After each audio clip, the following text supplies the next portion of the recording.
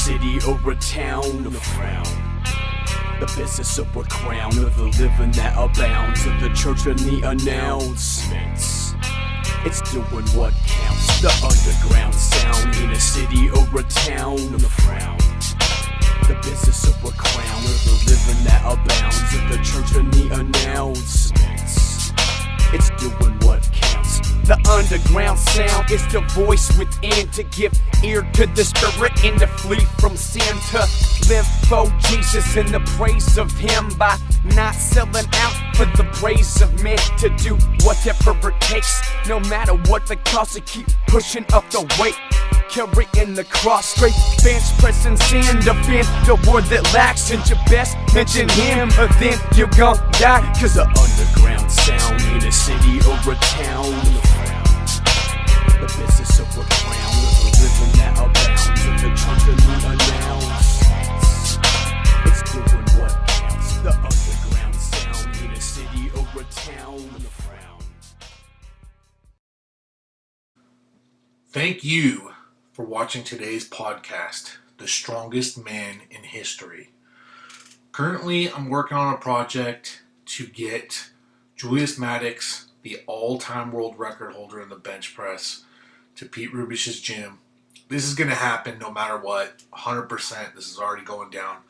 I would just like to make it where these guys don't have to spend any of their personal money. So I'm trying to raise funds for this project to get some content for you guys to watch. If you could purchase my book, Scott Strong, I got plenty of copies available. Just email me at scottgotgod@gmail.com. It's $20 for the book. You can PayPal it and I'll mail it straight out to you. All 100% of the profits will go towards the expenses to produce the content for Julius Maddox and Pete Rubish.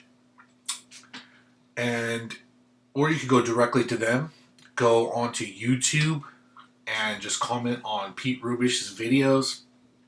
Pete does online personal training. He's the best. If you want to go that route, just let him know, hey, I want to support this project and I want to sign up for personal training. Or you can go straight to Julius Maddox. He also has programs available that you could purchase. Just send him a message, comment on something, and tell him I want to sign up for training and I want to support this project. Hey Kaz, how's it going, man? Fantastic. How you doing? I'm doing great. Thank you for doing this, man. I really appreciate it.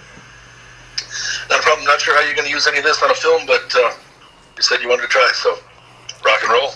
Yeah. So just to do the proper introduction, you are the Michael Jordan, Muhammad Ali of Strongman, Bill Kazmaier, the most dominant champion to ever compete in the sport.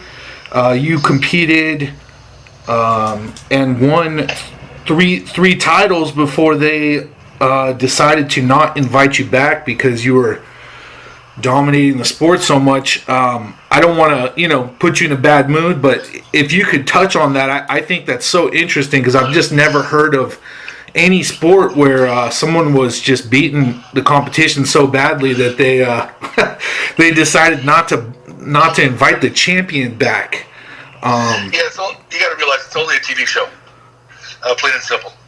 The guy who started it made that point and had said it, reiterated it 1,000 times. And it doesn't matter who he invites. He can bring a few fat guys, and people will still tune in and watch it. And we have that beloved Barry Frank, the originator of the show. So what actually happened when Franco Columbo tried to run with the refrigerator and snapped his leg? Some say, oh, it was a bad knee injury. No, he freaking broke his leg, both bones, tibia and fibia. And I think he was foolish to try to run with it myself, but he took TWI to court and sued and was awarded $2.4 million. Well, they didn't know what to do. They said, the hell with the show here in America. We'll ship it back over to England, our mother company, and is an American champion, we'll let Jeff Capes win. And then their little back and forth with John Paul Sigmarsson, who really at the time was, athletic and all that, but gosh, his best squat 780. I did 10 reps at 800. His best deadlift 830. I did 2 sets of 5 at 8 1/4. His best bench 480. I did 15 reps at 500. I don't think there's too much mathematics in the world that leads one to believe that John Paul Sigmarsson was anywhere near my strength. And that's kind of what happened. They didn't invite me back because they didn't need me. They brought Doyle Kennedy, Grizzly Brown. Jeff Capes paraded Grizzly Brown around England, and all the propaganda, exposure, advertisement was 3 times champion, 1,100 kilo total, 402.5 world record deadlift, 300 kilo world record bench. The only problem was Grizzly Brown was Afro-American. I'm white, Caucasian. A little bit of a problem, but they pulled it off. And when he was at the show, there's that American champion 3 times. No, that's not Kazmaier. So, it pissed me off, not really. Yeah, I mean, before you got into Strongman, you were undefeated powerlifting champion. The strongest, still to this day, the strongest bench presser in powerlifting history in a full meet. And you were really young, actually, when you retired from powerlifting. How old were you when you stopped competing in powerlifting? Well, 83 was the last championship. And people see the film and they think of Sweden, Gothenburg. They think that that's how strong I was. No one knows how badly I was hurt. I should have let Doyle Kennedy lift because 2 weeks before the competition, in a double 900 squat, my coach said, after the first one, not fast enough. So I came flying up with the second one. It was a toy. The bar was thin. It unweighted and bent. When it did, it stretched the nerve in my shoulder. It was like getting hit in the right shoulder with a sledgehammer. Now, bit of a problem with my training leading up to that. In the bench press, because I tore the pec off, deltoid bicep, I just moved my grip over about 1 inch. And I benched that way for a couple cycles, and I was coming back strong. In the gym, 2 weeks before that World Championships, I did 600 for a triple in the bench, or was gunning for about a 640-50. Because I always got 35 pounds off of a double.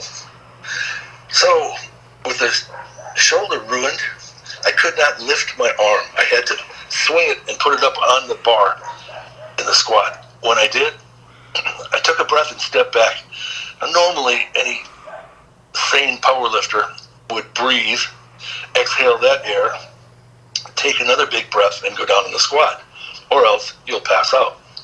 Well, I took that breath knowing that I couldn't let it go. I waited for the squat signal, got it, sunk it, flew back up, and luckily I didn't pass out, put the bar back on the rack at 850. People have said, gosh, Kazmaier doesn't know how to pick his weights. He could have doubled that. No, actually, I did it for 5 reps about 4 weeks before the competition. But anyway, the stories of the past in the powerlifting. In the bench press, in that meet, I did 501 off of a 600 triple. The 850 squat was really a toy. Did 900 for 2 in training. Was probably good for, I would say, 940 and more.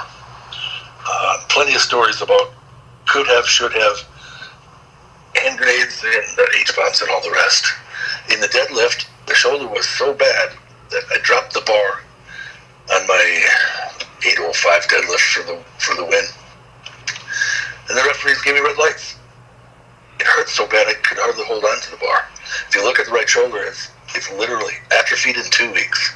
The nerve is shut down. The muscles are not flexing. And so on the 3rd rep, I set the bar down very slowly and had a few choice words to say to the referees. Yeah, I guess I did dominate powerlifting, but never really hit my best numbers on the platform. I think the apparatus, as you remember, was too small for me. The Olympic bar, with all that chest and shoulder mass from bench press, I didn't fit inside the bar. I would have to squat with my hands against the plates in training. Flat against the plates. That's as tight as I was. I could barely get my hands inside the collars and get the bar, with the bar still high in the neck. So a couple different bar positions. Dave Passanella came up with a bar 55 pounds and somewhere in the, I don't know, might have been mid-late 80s. Pretty good squatter from Atlanta, if you remember him. And it was a little bit thicker, more rigid, and it was about 8 inches wider inside. That's the bar that I needed. And if I would have been comfortable in the chest and shoulders, I could have spread my stance out, but I was cramped on top, cramped down below, and I apologize. I'm sitting in my car. Oh, that's okay.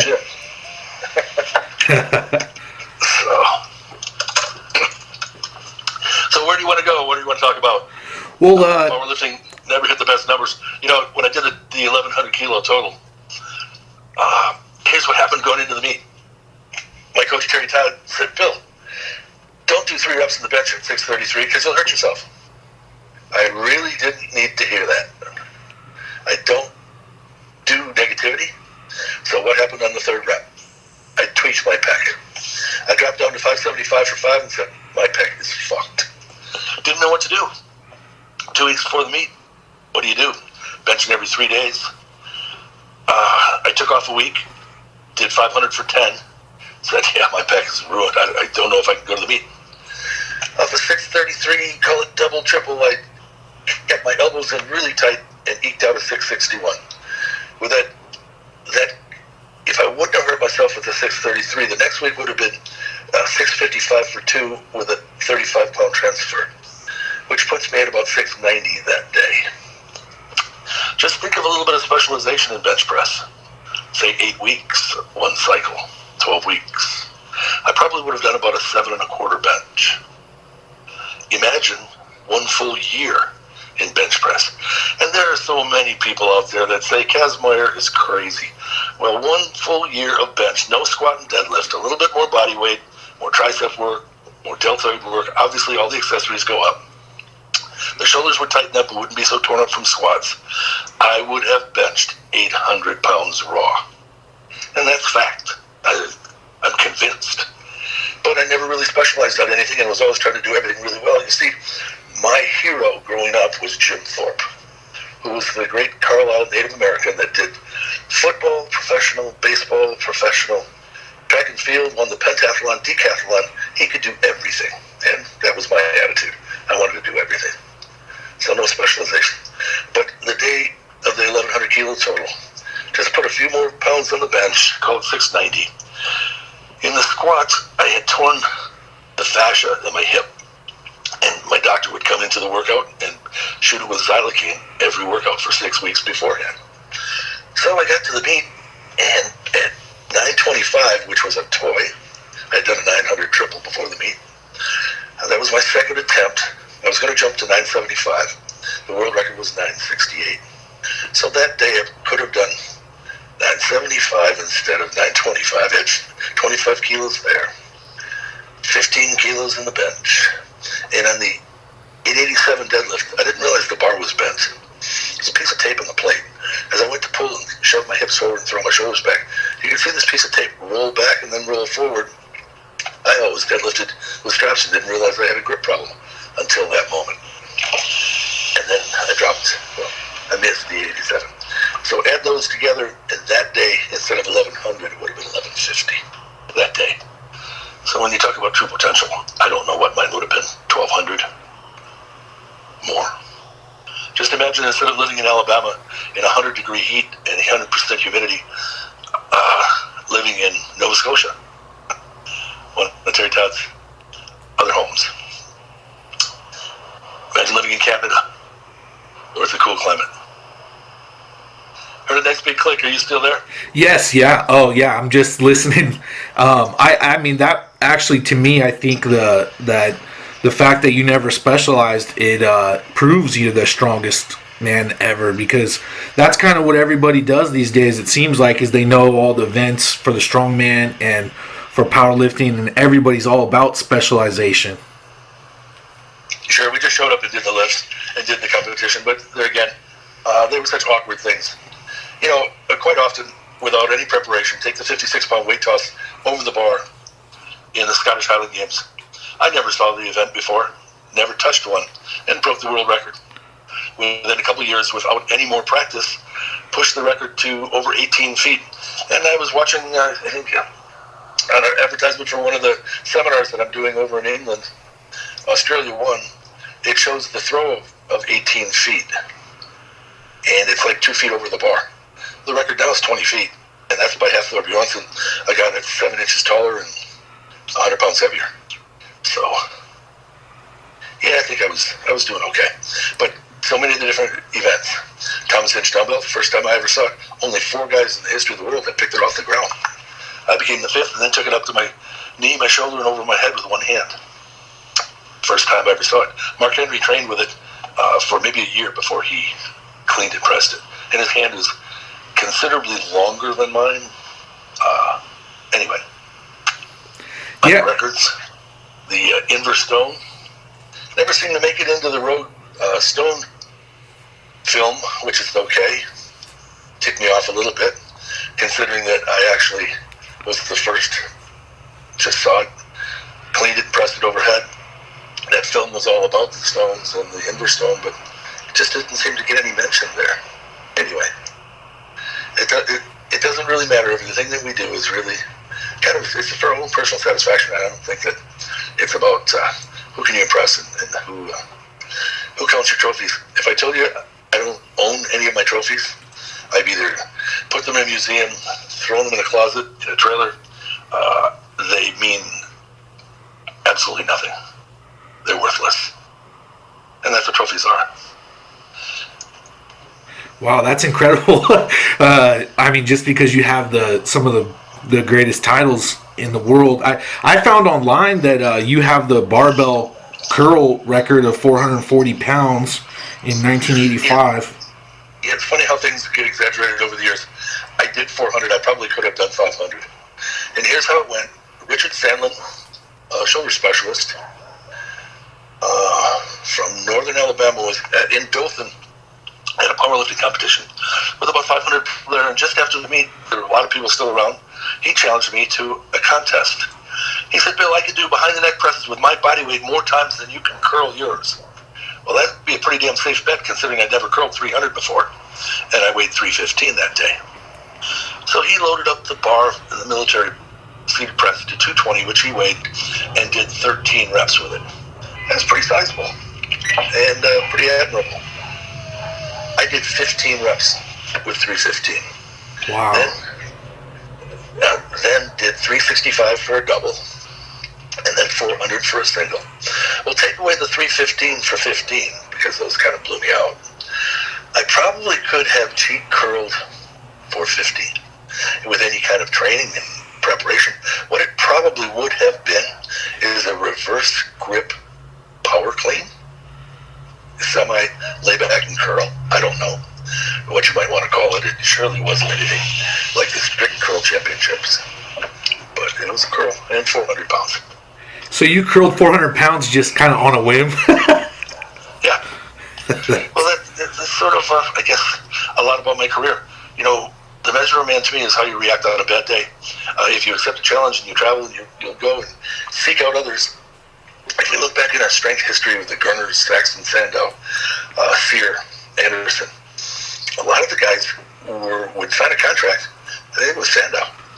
That Sear could not come into the same building as him for like 10 years, or else he wouldn't do a show.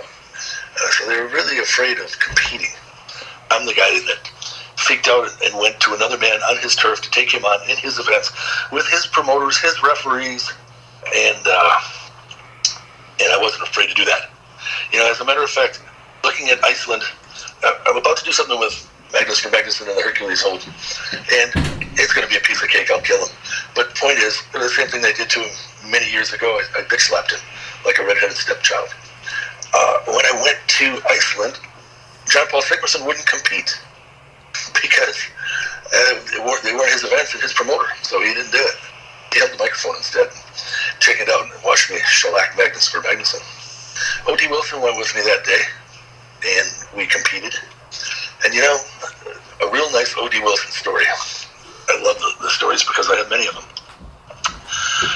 The night before the competition in Iceland, we had a seminar. 300 or 400 people came to a big gym, and O.D. and I spoke for a couple of hours. And O.D. started off talking about what it was like to want to be the world's strongest man. And it was a beautiful story, well told, well spoken. With his size and strength, inevitably he was going to be. I then took the floor and told everybody what it was like to be 3 times the world's strongest man.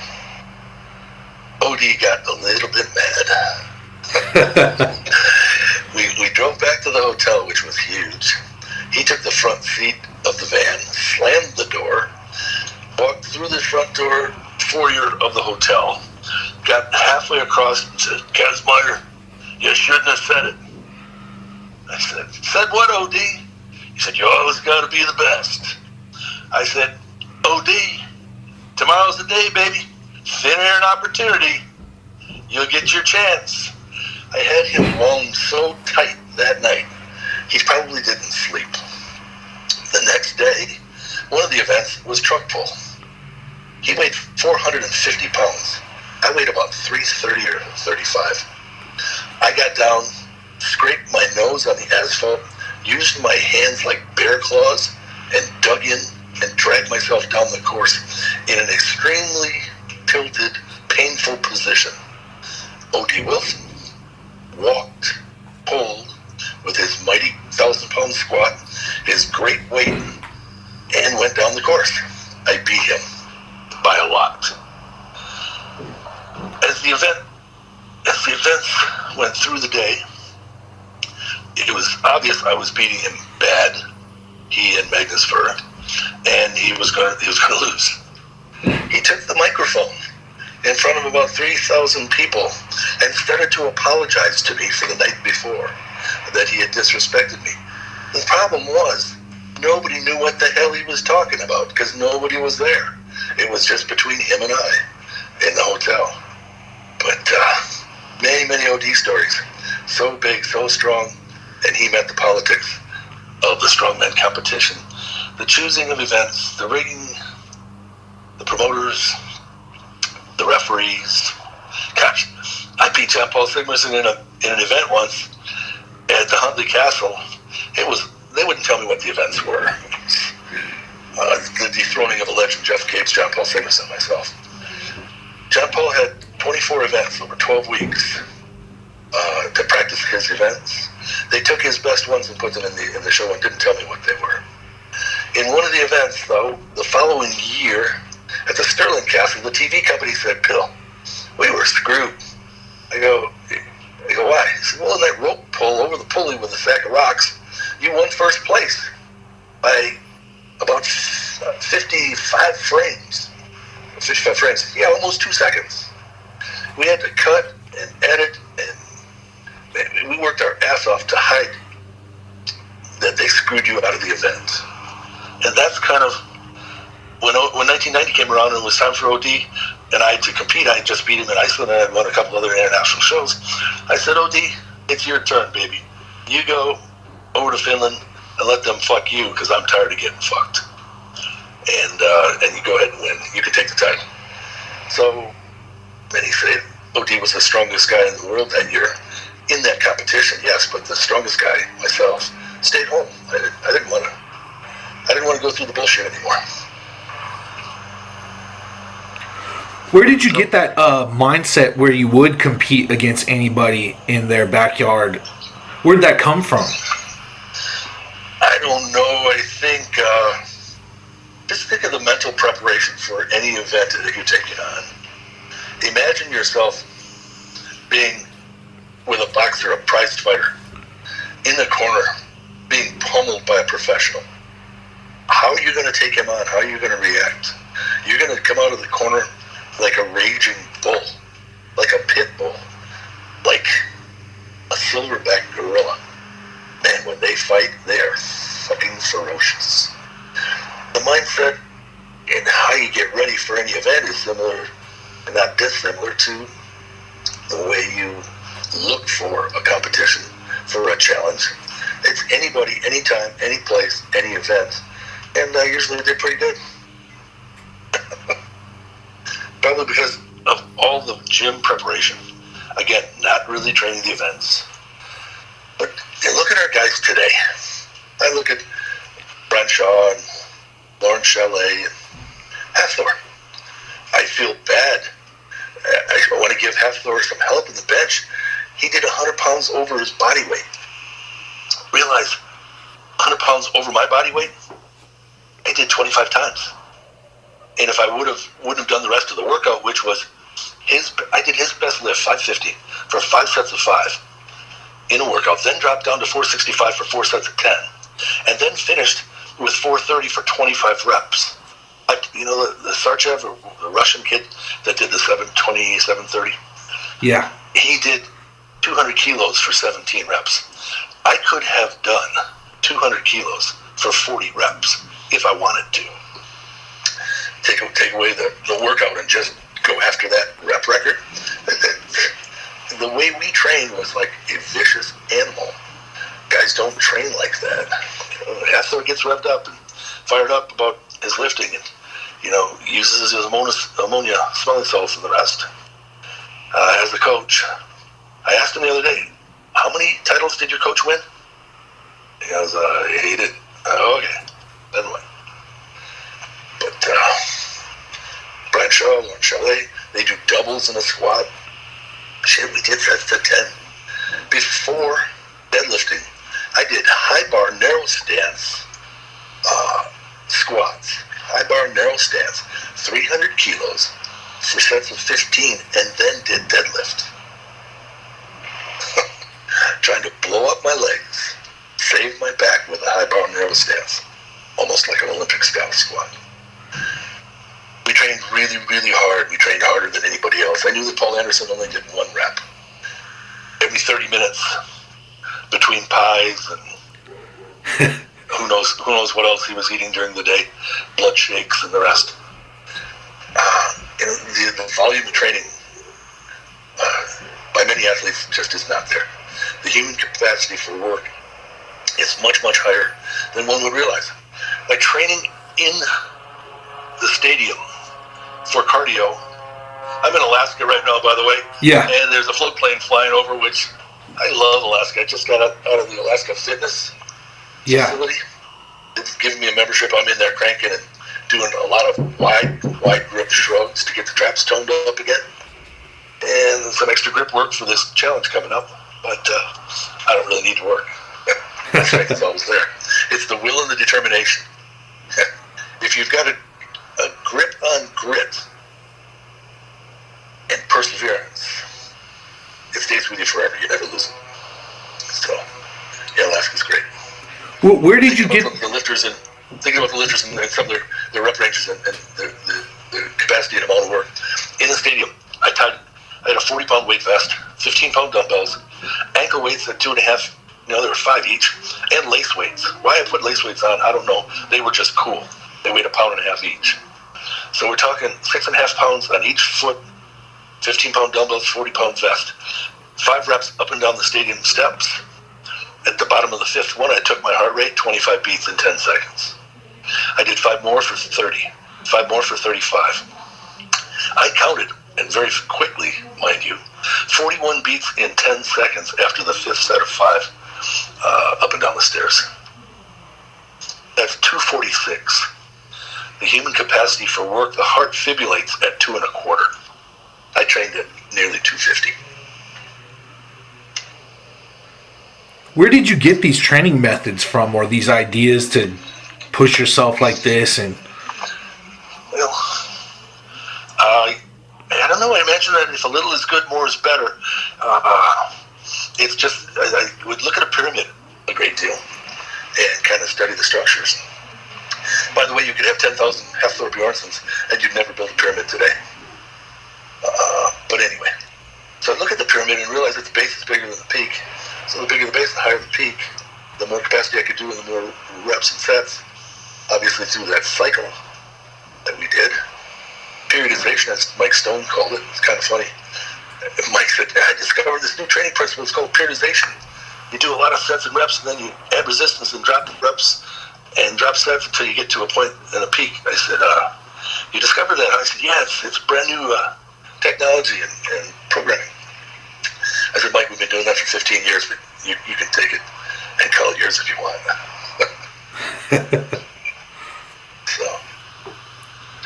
So I wonder what your listeners want to hear. What do you want to hear for your video? You're coming out with a film, a documentary? Yeah. One thing I would like to hear is I know that you're a Christian, but how did you become a Christian? Like, where'd that come into your life, and what kind of effect did that play on your life and your mindset and everything? Yeah, the whole belief system is, we all have to believe in something, and I can't really believe the lies that, where we came from a one-celled amoeba. Yeah. And then we started to wiggle our tail, and then we lost our flippers and grew legs. That's just kind of bullshit. So I like the story of God and His Son Jesus, the only religion where you can have a personal relationship. And the man was killed and came back from the dead. Pretty powerful stuff. Walking on water and healing the sick, and all the things that he did. I tried to walk the walk, talk the talk, and accept him into my life a number of times through a prayer of salvation. And what did it do for me? How did it affect me? It gave me, let me put it to you this way. There's a nice story. If you look on my Facebook professional, I never go on it. I've got 20,000 followers. I don't know. My son set it up. There's a picture of me with a spiral of light above my head when I'm doing a squat at a state meet, where I was going to go to the regional meet a couple of weeks later, so I wasn't peaked and didn't want to lift in the state meet. I went and took my belt and boots and squatted anyway. One kid did a 650 squat. He missed 700. So I took that 700 for 5 reps. They took a picture of it, and above my head was a 4-inch by 18-inch spiral of light, a perfect ribbon. Call it an orb, call it what you want. A few weeks before that meet, I stopped at the YMCA at the pedestal on the entrance where there was a big black book open up. Some red print in the back, but it was open to Psalms. And I looked down, and my eyes were drawn immediately to Psalm 40. It said, I waited patiently, O Lord, for you to hear my cries. You reached down and pulled me out of a miry pit. You put my feet into a rock and established my goings. You put a new song into my heart, even praising unto the Lord. Many will sing, will fear, and will trust in the Lord. Well, I read that, and I said, okay, I'm in trouble. I'm a bouncer. I dropped out of school. I'm living in the streets. I'm damn near homeless. I could sure use some help and a direction. And so I accepted him then and a number more times in my life. One of the things that they taught me at the YMCA, they taught me how to squat. They taught me 5 things. How to squat, how to bench, how to deadlift, how to add them together for a total. But the 5th and most important thing that they taught me was how to put my head down, my hands together, and pray. And my prayer was really simple. I just said, okay, Mr. Big. What else can you call him, right? Make me the best. I'll be humble. I'll share my talents with others. One day you can speak through me and I'll work for you. Well, let's see. My records that I'm most proud of. 10 schools and wides speaking engagements in one day. In South Carolina, I went to 15 and 30 hours. In Indianapolis, I went to 18 different locations in 32 hours. Seattle, Washington, we stayed 3 days, and I went to 27 different locations to speak and offer kids a message of hope and inspiration. Try to inspire them to be champions, winners, maybe to be strivers, victorious, conquer things, overcome obstacles, and work out some of the simple things in life. I share words like conceive, believe, and achieve. But I challenge them to pick a goal, short-term or long, then develop a plan to get to the goal. But they've got to believe in the plan, believe in the goal, believe in themselves. What's achievement? It's simple. Desire, determination, dedication, consistency, and maybe a little bit of hard work. So I think I was given the great strength and tapped into a supernatural power, through the power of prayer, for a purpose and a reason. And I often believe that a person's purity of purpose has a lot to do with how far they're going to go and whether they're going to excel or not. You know, oftentimes I would meet people in my life that would say, man, if I was as big as you, Kazmaier, nobody'd walk on the same side of the street as me. Oh, I'd be a bad mofo. Well, that person's really kind of messed up. That purity of purpose is one, think of a sailing ship out at sea in the 1700s, filled with frankincense and myrrh and gold and silver and whatever, everything precious. And the waves are high and the winds are blowing. Your purity of purpose is one that you're going to be selfless instead of selfish. Your sails are pinned against the mast, and it's pushing you rapidly from point A to point B. Your sails are slack if it's all about you and me, I. And that's just what I've observed, so I try to share that with other people. And that's sort of how I live my life. So those are the records that mean the most to you, is the... 27 times in 3 days, yeah. I'm back on the circuit again with the same company called Core Fitness. And the mission is really simple. To go into the community and leave it better than we found it. You start in the morning with a prayer breakfast before 7 o'clock, and then 7:30 the drive to work on the radio. By 8:30 we're off to a school talking to kids about preschool, so they, before school starts, so that they could actually talk about the Lord and things like that and have a Christian perspective. And all the way through the day, it's just filled up and lots of fun. Core Fitness, as you know, would have been Star Trek, Schwinn, Nautilus, 4 or 5 different companies all put. You said to me before that 1 John 4:4 is your favorite verse, along with John 3:16. Yeah, 3:21 because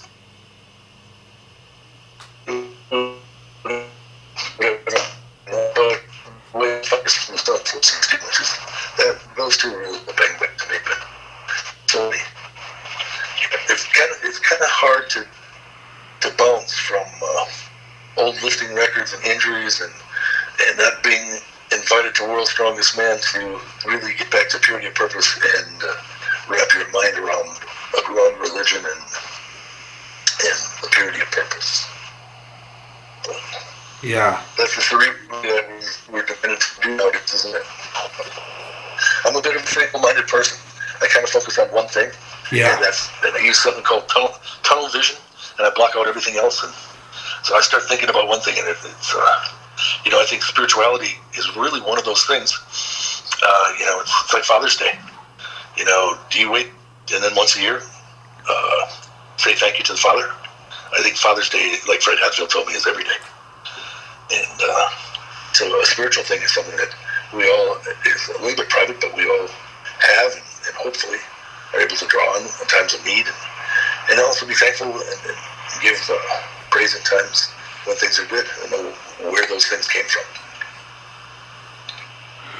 When you're talking about the single-minded purpose, when you had that crazy look in your eyes when you're lifting, and that because you get these crazy, insane-looking facial expressions, what was going through your head when you were, when you looked like that?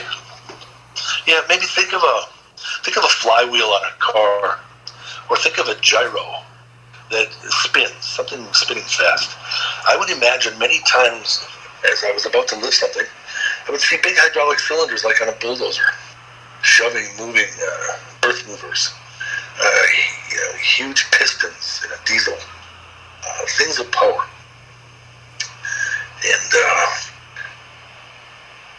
we all know that our conscious mind is running things, and our conscious thought, but our subconscious is the one that's helping us breathe, our heart rate, all the other things, functions of our body. But we don't really talk much about the superconscious.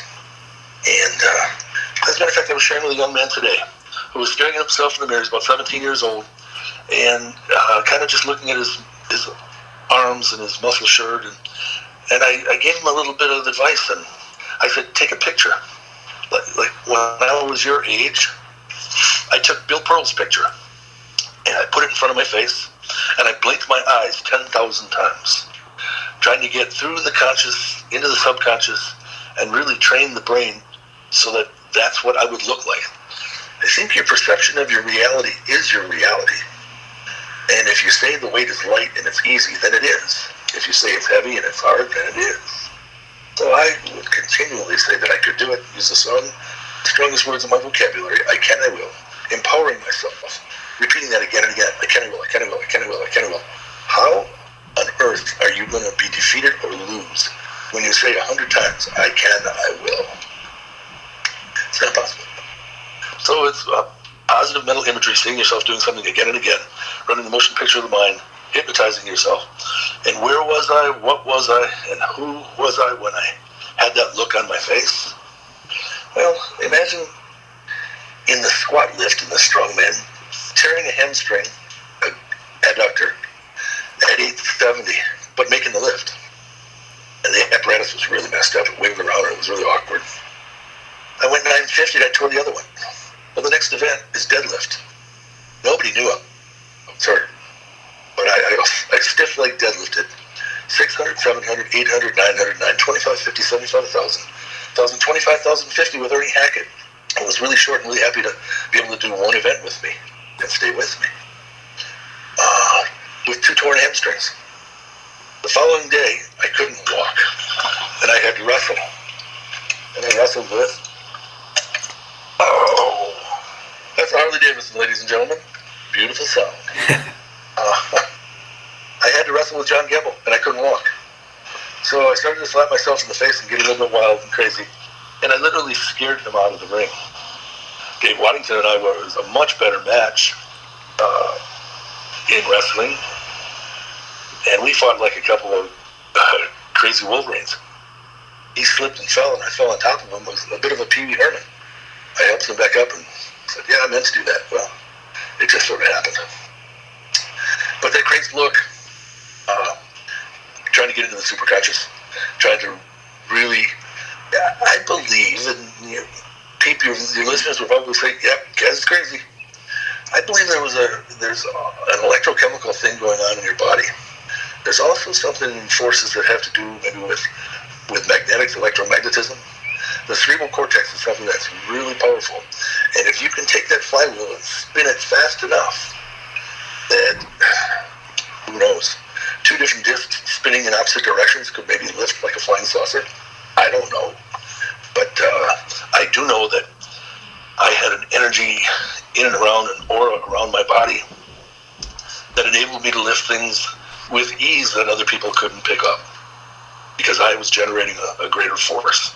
And where was that force coming from? The brain, the nervous system, the mindset, the anticipation, the belief in a higher power, and all that in a culmination of an instant, and bam, there it was. We could talk about the eyes for a long time. What was your favorite event or lift out of everything? Favorite? Well, I know the one I didn't like very much was taking the trophy home on the airplane. It weighed 30 or 40 pounds, a big chunk of steel, and they said, you're not going to bring that on the plane? I said, yes, I am. The most difficult things with World's Strongest Man was taking the check to the bank. Actually, if I tell the story about getting paid by World's Strongest Man, your listeners will not believe it. Tell it. I'm going to tell you this story, and then I'll get into my favorite and like the worst. In 1979, I took 3rd place and won $10,000. I didn't get paid. In 1980, I took 1st place and won $20,000. I didn't get paid. The 3rd year, I won again, 1981, $20,000. I didn't get paid. 6 months later, we're in a dispute with the AAU, and Ernie Sablow, who was so old, he said I was an amateur in powerlifting and he wanted my money. And they wanted to litigate, and go and have a court battle over it. It was ridiculous. It took 6 months after my third competition, 3.5 years after the first event before I got paid. That is TWI World's Strongest Man. Oh my God. Yeah, 6 months later, I won the third time, and then they didn't invite me back. So they really liked me, didn't they? How did you make a living then? I had a gym, and yeah, the gym started like after I got paid, but I don't know. I just did different events and speaking. I worked for Diversified Products at Auburn University. Terry Tide really helped to get me going, get me started. When I came out of Southern California, I was basically living in a gym, sleeping under the dumbbells at Freeze Gym. When I went into Fred Hatfield's gym in Madison, Wisconsin, it was pretty funny. I slept in the locker room at night, and one morning I said, "Fred, I'm about to squat 700. You come watch my form?" He put his hand up and said, "Get out of here, Kazmaier. I'm going to squat 700 before you do," and wouldn't help me. 2 years later, I was national champion, world champion, and then world's strongest man. And somebody said, "Hey, Fred, understand Bill worked out at your gym?" Because, yeah, I taught him everything he knows.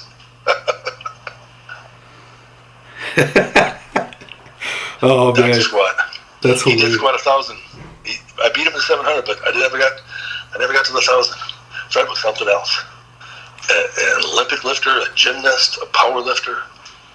When I listened to him speak just before he passed a couple years ago at the Swiss conference, the eloquence, the vocabulary, the timing, and the knowledge of his material was just unbelievable. He almost reminded me of William F. Buckley as an orator. If you know the man and listen to some of his speeches, just unbelievable. Miss Fred Hatfield, he taught a lot of people a lot of stuff, but he didn't teach me very much.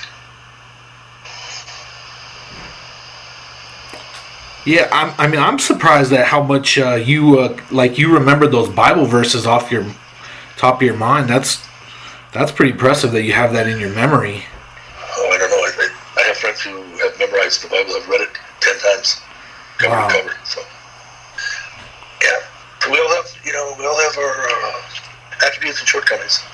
One of mine is I really wish that I would reach for the Bible more than I do for other worldly pleasures. So that's just being honest. I think we're all the same. Every time I pick up the sword and swing it for the Lord, it seems like it ricochets off the wall, comes down by my feet, and I'm on my ass. And then the Lord helps up the righteous, picks up the righteous 7 times. So how long is your podcast? How long are you going to go here? What do you want to do? I was gonna go for 15 more minutes, if that's okay. It's not a problem with me. Awesome. How many listeners do you have? Who are we reaching out to today? How many different avenues are you? Everything from Instagram or is it YouTube, or what are you doing? It's definitely going to go on everything. It's on YouTube right now, live, and also I have a backup recording device. But really, more for the documentary is what I don't know how many people I really want to push on the podcast, just because I'd like to save it more for that documentary. That's what I think is going to be awesome. Makes a lot of sense. Okay, Yeah. Let me give you a little one an introduction. Okay. My name is Bill Kazmaier, and I am the world's strongest man. Wherever I go, the earth shakes beneath my feet. I am the king of all I survey. I've ruled the world of strength and fitness for more than 30 years. And now, as a mild-mannered reporter for a big metropolitan newspaper, I find it never-ending... Oh, shit. Wrong superhero. No, I'm Kaz. The world's strongest man. That's awesome. Yeah, I get to talk to kids a lot, so I can make up some stuff. Did you learn that from Vern Gagne? No. Never met Vern Gagne. Oh, really? It says on WCW. online. It says that Vern Gagne trained you. No, never. It's too hard to stretch me, that's for sure. up in Calgary. He's 70 years old, and here's the story. We're at 20 different people are at dinner at his big mansion, and we get done with dinner, and he goes, "Hey, big figure, come on in here. I want to show you a couple moves." So he opens these sliding doors. We close the doors. I figure, well, everybody's in the other room, okay. So he puts me in one hold, then another one. Next thing you know, he's tearing me limb from limb. And little did I realize that Bret Hart, Jim Neidhart, Davey Boy Smith, and all the boys, the whole family, is out on the front porch looking through this huge glass window, but I can't see him because it's dark outside. And they're watching him like on a TV screen, scratch the great Kaz. That's where I broke in Calgary, Alberta, and then worked for WCW. There were a number of talks that Vince McMahon wanted me to come to WWF, but he wanted me as a heel. And without knowing how to lead a match, I only had a couple hundred matches. It takes a lot of work and a lot of expertise to be able to go through the hundreds of moves that you do in a wrestling match and make it all work and make it pop. It all has to make sense. That's really hard to do. So the babyface gets led by the heel, as you know. Yeah. Did you also compete in New Japan and rings in Japan? I did a couple times, but it was a one-night deal. In WCW, I was going to have a pretty decent contract. Jim Herd was the promoter, and I went over to Japan and had a 10-minute match. It wasn't really too bad. And when I came back, Jim Herd said, "Bill, come on in. I'm going to put a contract together for you for a year. It's going to be decent money and a couple hundred matches." And I called him on Monday. He said, he called me Monday, Tuesday. I called him. He said, "Bill, I just got shit canned today. You're going to have to talk to the new promoter." And it didn't work out for me. So here's one of the nicest stories you nobody really knows. I'm wrestling with WCW and Moondog and Rex. I can't remember which one was which. I went to press one of them. He weighed about 3 1/4. And I drove him up overhead easily, but he was out of balance. My right tricep came off. He fell on top of me, and I said, "Oh, man, am I fucked? Throw me out." He goes, "Yeah, you're supposed to win. You are fucked." He threw me out. He came back in. I beat him. I wrestled 2 more nights, and then I went to the doctor. Doctor said, "Well, I got to sew your tricep back on. It's come off." And he did. After the surgery, 8 weeks to the day, I went to Muscle Power Classic against Jeff Capes, John Paul Sigmarsson, Helty Arneson, Mark Higgins, Jamie Reeves, and the whole group, and beat their asses 8 weeks after the surgery. I wasn't trained. I refused to wear a cast. I went in and beat them. At 12 weeks after the surgery of repairing a detached tricep, I did 242-pound log 38 times overhead. I probably should have done a 20-pound dumbbell 30 times. At 16 weeks, the eyes and the glare in Budapest, Hungary. I think it was Budapest, yeah. When you see on YouTube me pressing overhead with a blue singlet and a log, and my right elbow is wrapped. They say, "And Kazmaier's given quite a glare to John Paul Sigmarsson." No. I set the world record, thought my tricep was going to come off. That look on my face was one of fear and just thank you, God, for not tearing this tricep off, because I was trying to do it to myself. And so the misinterpretation quite oftentimes when people are watching an event in a TV program, they weren't there. They don't understand what happened 6 weeks before, 6 hours before, 6 minutes after an event. They have no clue what's really going on. So much of the television is skewed in one way or another. For World's Strongest Man, they always had 2 TV companies filming. One was for America, and one was for England. All you see now is the British version of Bill Kazmaier against Jeff Capes. They say, "Oh, and the bitter rivalry between Kazmaier and Capes is so intense." It's no rivalry. I beat him by 27.5 points. You can't have a rivalry. The guy was weak as snot. They let him squat 9-10 inches high, and he still couldn't do a world-class type weight. So, TV stuff again. Yeah.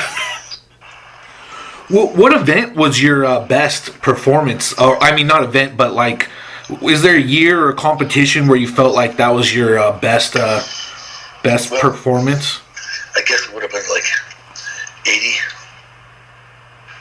Yeah, 80, 81, right in there. In one of those I did, out of 10 men, 10 events, I took 6 firsts. I tied for one. I think it was 81. 2 seconds, a third, and a fourth. Yeah. And so I literally could have won all 10 events. Bruce Wilhelm, the referee, or whatever, starter. In the truck pull, I'm just ready to go. They're about to shoot the gun. He goes, move Kazmaier back a foot. Well, what happens if you put somebody in a deep squat position in the start of the truck pull? You zap him. Mm-hmm. It took me about 4 seconds to get out of the hole. In doing that, I lost first place by 1 second. So if I go all the way through, and I tore the pectoral off. I tore it off. My doctor said, Bill, you got to go to the hospital. I go, Doc, see that banner over there? He goes, yeah. I go, what's it say? This world's strongest man. I said, well, that's my title. So see that trophy over there? And that check? Those are mine. And I'm not leaving until I get them. I'm taking them with me. 4 events left. Torn pectoral.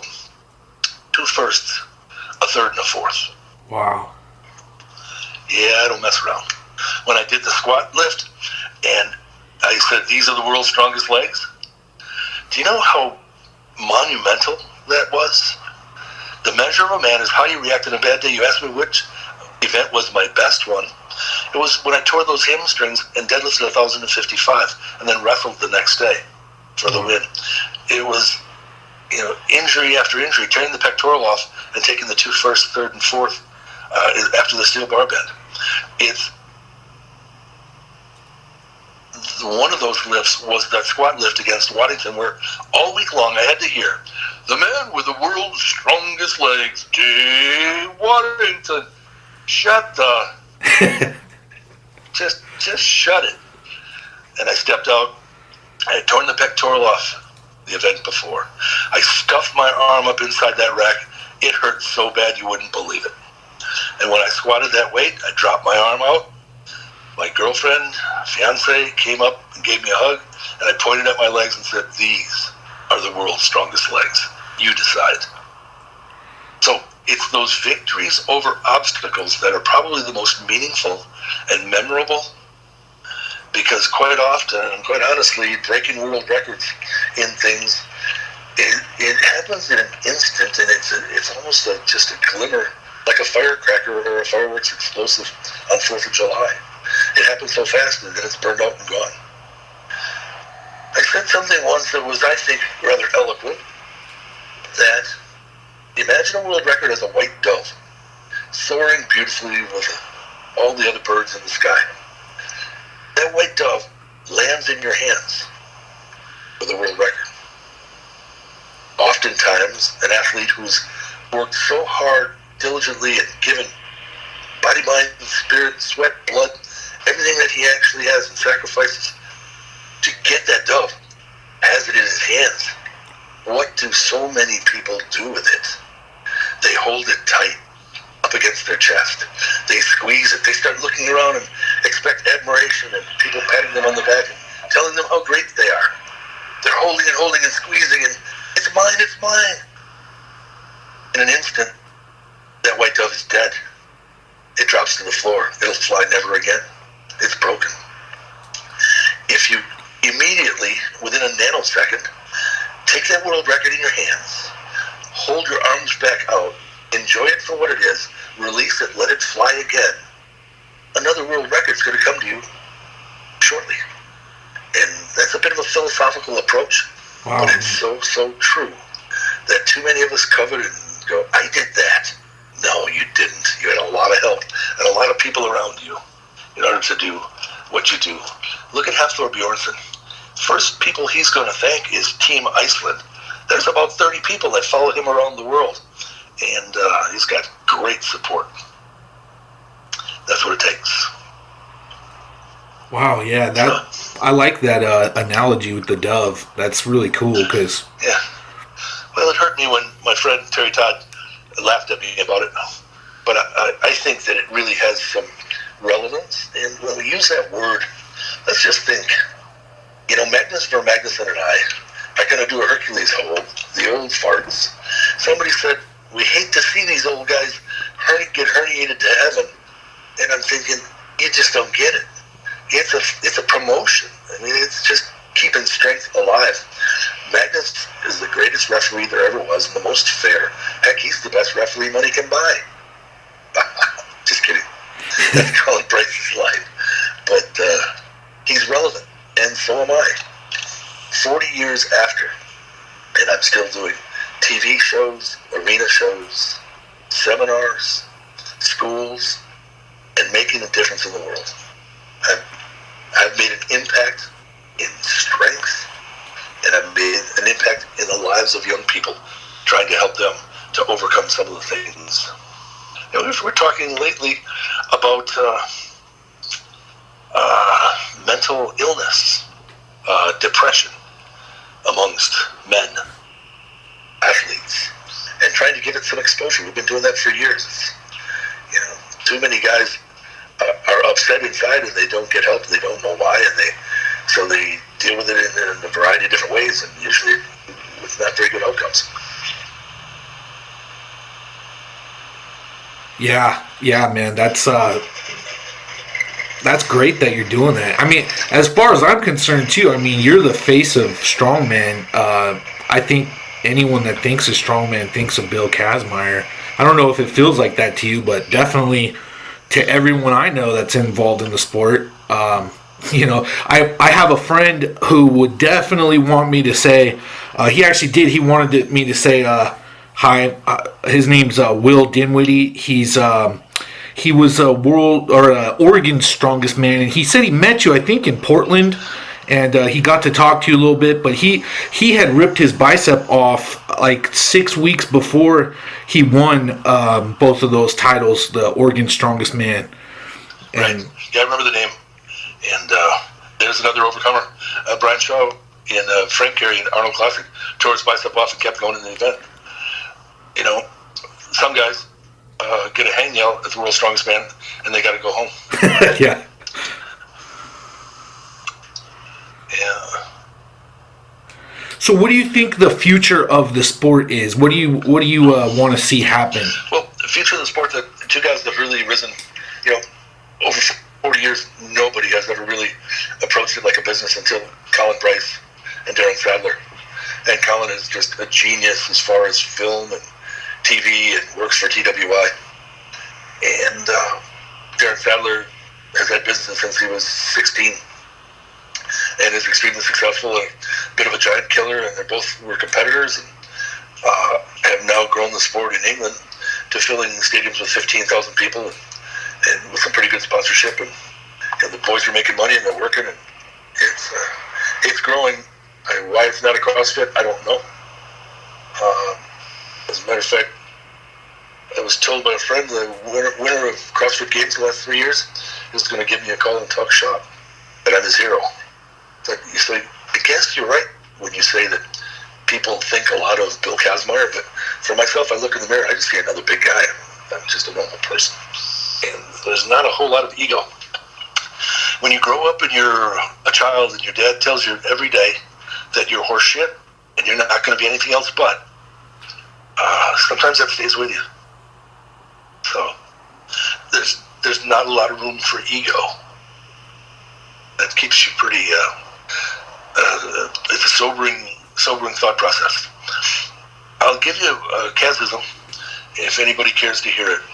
There's a trampoline of life, and as we know, big springs and a big stretched mat, huge frame.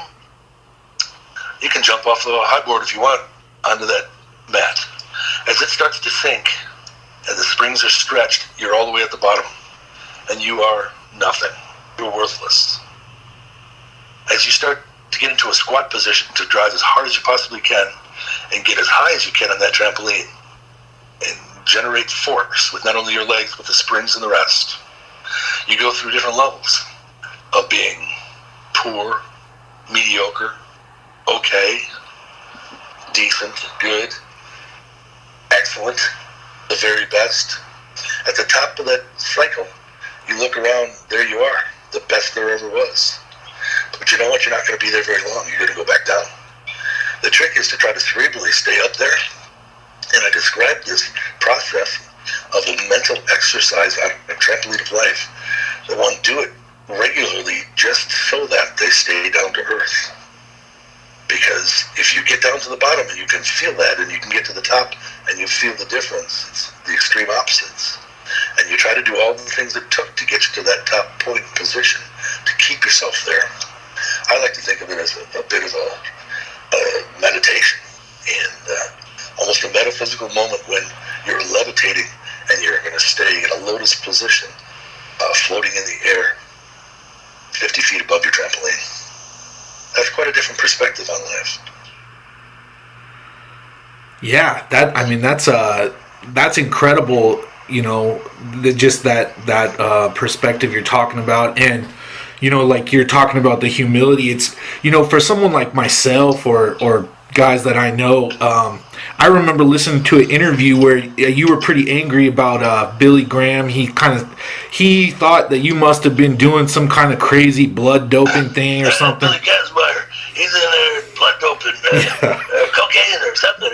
He came out fresh as a daisy, like he'd slept 2 days and eaten a couple of steaks. No, that's just a sore loser trying to defend why he lost. Yeah. I mean, absolutely. I mean, you know, he was saying things that don't even exist, you know, and but from my perspective, I was like, wow, you know, it's so amazing to see someone, because, you know, Billy Graham, I mean, I'm pretty sure he bench pressed, supposedly benched 600 pounds, but like to you, he's like so weak. You're like, he's just weak and he can't compete. And it's like to everybody else though, they're going, man, I can never be as strong as that guy. You know? Yeah, and I don't quite get you, but, you know, and speaking about a guy like Billy Graham, he's a wrestler.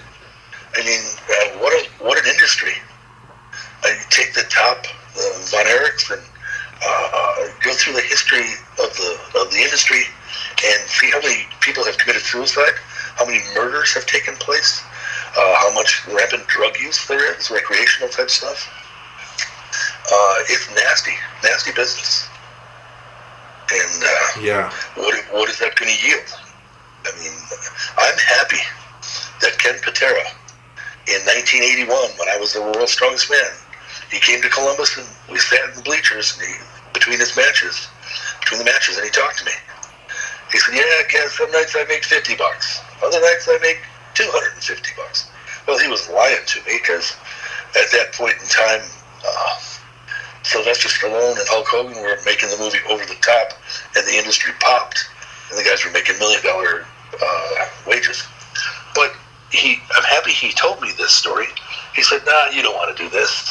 Well, the reason he didn't want me to do it was because he was claiming to be the world's strongest man in his wrestling. And, you know, all the way through that wrestling gig, I couldn't call myself a world champion, because someone might misconstrue that I'm a champion in wrestling, and I wasn't. And it wasn't their decision to hang the belt on me, so it was all kind of an adult's patty cake type of thing. Can you believe back in the 80s that people believed that wrestling was real? Yeah. Do you think they still believe it?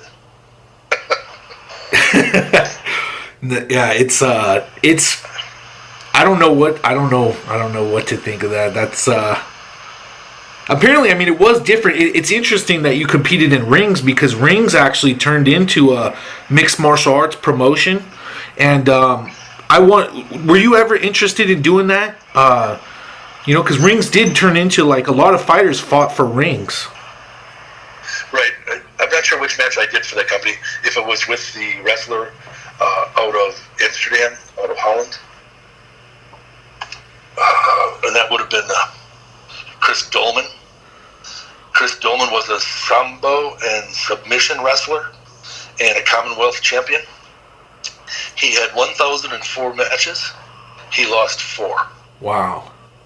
And that was real deal. He and I did a exhibition.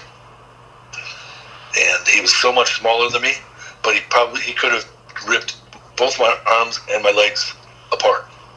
He had amazing strength and leverages. He got me to submit by putting his forearm behind my knee and my toes in his armpit. He could have dislocated my knee. All he would have had to do is lean back. So, no, I really didn't. The fantasy of fighting Mike Tyson once or twice maybe rolled across my brain, but I mean, the guy was only 210 pounds. Come on. Yeah. If you got him down, that'd be it. I put Hafthor Bjornsson against him, or Brad Shaw. I don't know. Get Hafthor Bjornsson mad? Holy shit. I can just imagine him in a rage. Because he does get pretty fired up when he's halting. Yeah, I mean, it's interesting because they don't even, in like the UFC, they don't even compete above 265 pounds. And I've always wondered if you got one of these world's strongest man guys, they're too big, you know? Right. Well, I don't know that with the endurance level of whether it would last very long. Eddie Hall is getting himself in pretty good shape. He's about 260. Hard telling what he's going to do in his life. He's doing movies and TV shows, and he's been pretty darn successful and accelerating rapidly for a young guy. But he just got in there and won one time, and now he's using World's Strongest Man as a launch board. Yeah, I mean, he was saying because he was up to 400 and something pounds that he said he felt like he was going to die. Yeah, he didn't look real healthy. You know, he bled from the nose after his 465 deadlift. Yeah. And went for 500. And I didn't like the color of his body the hour after when he was laying on a stretcher. Really? He didn't look good. He didn't look good. Yeah, I mean, there has to be a certain point. The difference between him after that world record and Ray Williams after his squat record. Yeah. Yeah, quite a difference. Yeah, a lot of people don't know too. You did a 510 kilogram deadlift, right? On the, I forget what it was called, the Farmers or something like that. And our cart. You never know what the weights were really. You just don't know. You know, everybody wants to try to categorize and document. And so many lifts are just bogus bullshit. And people claiming lifts and aluminium weights, plastic weights, 5 kilo plates that they're calling 45 a pound, you know. Yeah. That makes sense that would go on because to exaggerate things. Yeah, well, I often have said, show me Louis Sears loadable dumbbells. They've got a hole in them with a threaded little cork. Show me a loadable dumbbell, and I'll show you a dumbbell that doesn't weigh what they say it weighs all the time. Mm.